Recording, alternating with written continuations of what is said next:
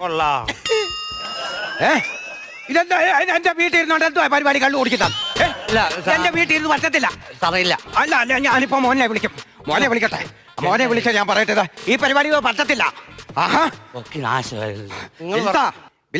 എനിക്ക് എന്നാ രണ്ട് പോകതാ എന്റെ മോനെ വിളിച്ചതാ. രണ്ടുപേരെ എന്നെ നോക്കാൻ നിൽക്കുന്ന രണ്ടുപേരും എന്റെ വീട്ടിൽ ഇരുന്നോണ്ട് കള്ളുകൂടിയാ. അത് എന്തോ ചെയ്യണം ഞാൻ? ഒരു 10 ഞാൻ അടിച്ചോട്ടെ ആ മരം. എനിക്കിവിടെ 10 തരാൻ പറഞ്ഞു. കൊടുക്കണ കിട്ടിയ അവസര ഇന്ന് പല്ലി എടുത്ത് അലമാരി പൊട്ടിക്കണം.